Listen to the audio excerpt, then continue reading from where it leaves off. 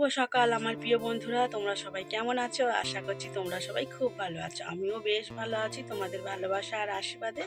তো সুন্দর একটা সকালে নতুন একটা ভিডিও শুরু করলাম। সবাই কিন্তু প্রথম থেকে শেষ পর্যন্ত দেখো। তো দেখো, আমি স্নান টান সেরে ঘরের সমস্ত কাজকর্ম কিন্তু সেরে নিয়ে দোকানটাও খুলে দেখো দোকানে একদম বসে পড়লাম।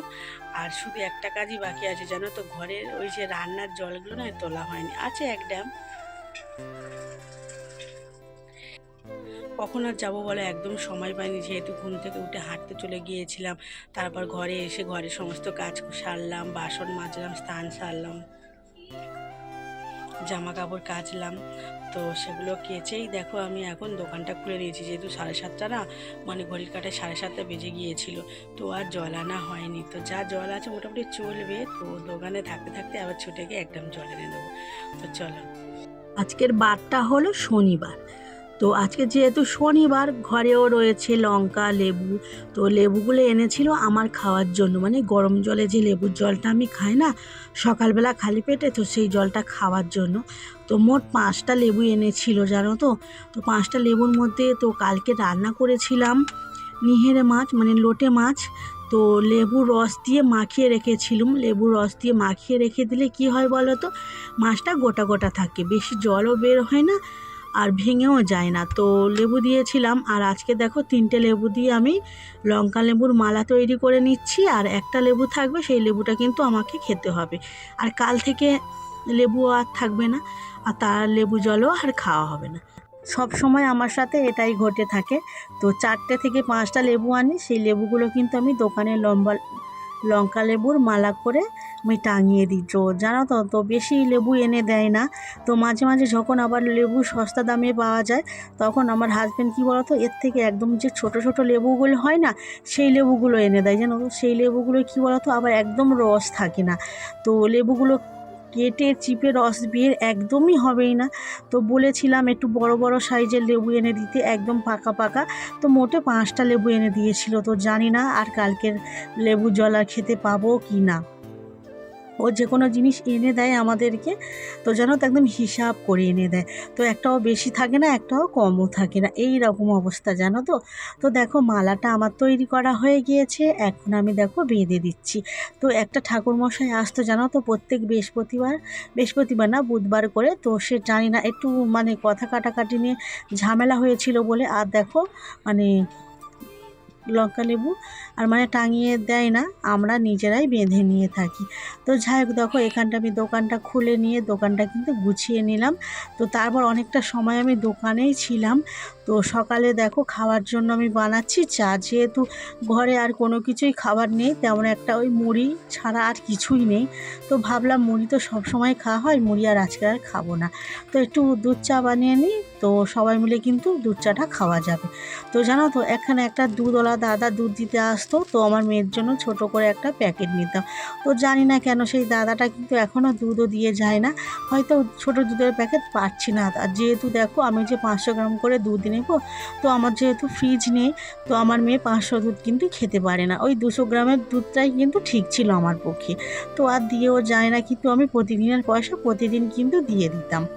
তো দেখো আমি এখন ওই ওই যে আমুল দুধের 6 টাকা করে প্যাকেট, 2টো প্যাকেট নিলাম।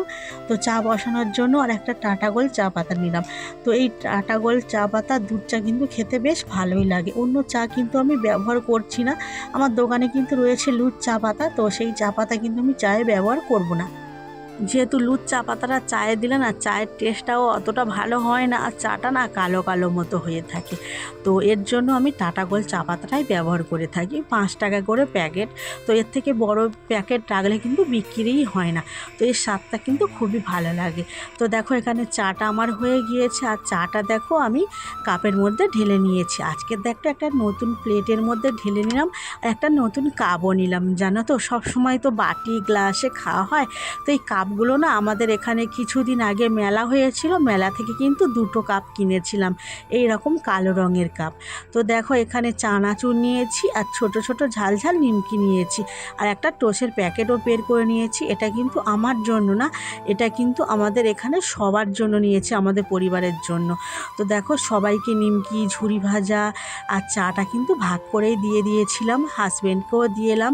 তো ও তো আমাদের ওই বাড়িতে ফুচকা ভাজছে, তো এর জন্য ওকে কিন্তু দিয়ে এলাম। আমিও নিয়েছিলাম চা অন্য একটা কাপে করে, ওই চাটা দিয়ে এসেছিলাম আমার হাজব্যান্ডকে। তো অল্প একটু চা নিয়েছিলাম আর কিছুটা নিমকি ভাজা নিয়েছিলাম, নিয়ে কিন্তু চাটা খাওয়া হলো। আর টোস্টের প্যাকেটটা জানো তো রেখে দিয়েছি, মেয়ে যদি ঘুম থেকে ওঠে তো দুধ দিয়ে খেতে পারবে। তো টোস্টের প্যাকেটটা আজকের আর কাটলাম না, তো অন্যদিন ব্যবহার করা যাবে।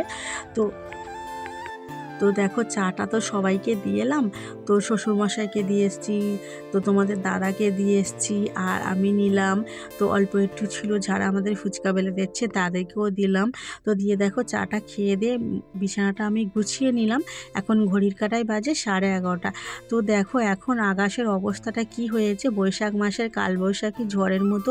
তো খুব জোরে বাতাস বইছে, একদম কালো করে অন্ধকার করে এসছে। তো জানি না, এই সময় কিন্তু আমি ভাতও বসিয়েছিলাম।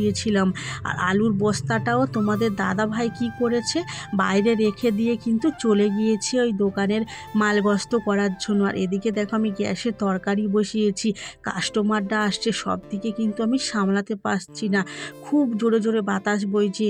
দোকানের সমস্ত জিনিস না এদিক থেকে ওদিক হয়ে যাচ্ছে, মানে এই যে চিপস, শেকড়, বিমল, যেগুলো হালকা হালকা জিনিস, ভুসির প্যাকেট কিন্তু উড়ে যাচ্ছে হাওয়াতে। তো সেইগুলো সামলাবো না এই দিকে দেখো সামলাবো, আর এখানে লোডশেডিংও হয়ে গিয়েছে, কি অবস্থা। আর আর জামা কাপড়গুলো তারেও মেলা ছিল, সব দিক সামলে কিন্তু বাবা কি বলবো, একদম অবস্থা খারাপ। এদিকে মাছের ঝালটা তো পুড়ে যায় অবস্থা ছিল।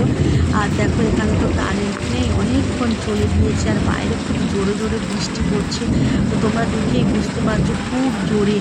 তো এখানে দেখো অন্ধকার হয়ে আছে, মেয়ে কিন্তু ঘরের মধ্যে বসে রয়েছে, আর আমি এদিকে দেখো টর্চ লাইট জ্বালিয়ে কিন্তু রান্না করছি, একদম সন্ধ্যার মতো, মানে অনেক রাতের দিকে যেভাবে রান্না করতে হয় সেইভাবে। তো দেখো ভিডিওটা কিন্তু বেশি বড় করতে পারিনি, যেহেতু ওই 11:30টার সময় কারেন্ট চলে গিয়েছিল, রাত 11:30টার সময় কারেন্ট এসেছিল। তো ফোনেও চার্জ ছিল না, ঠিকমতো ভিডিওটা বানাতে পারিনি। যদি ভিডিওটা ভালো লেগে থাকে অবশ্যই তোমরা কিন্তু লাইক, কমেন্ট, শেয়ার করে আমার পাশে থেকে যেও প্লিজ প্লিজ করে। তোমাদের কাছে এইটুকাই রিকোয়েস্ট করছি, আর যেসব বন্ধুরা আমার পাশে আছো আমার তরফ থেকে তাদেরকে জানাই অসংখ্য অসংখ্য ধন্যবাদ, অনেক অনেক ভালোবাসা গো। যেসব বন্ধুরা আমার পাশে আছো, আমাকে সাপোর্ট করছো, আমি অবশ্যই তাদেরকে সাপোর্ট করব, তাদের পরিবারে গিয়ে। তোমরাও এগিয়ে যেও, ভালো থেকো, সুস্থ থেকো। তো দেখো দুপুরবেলা আজকের খাওয়া দাওয়া, এই খাবার, এই মেনু। তো আজ তবে আসি।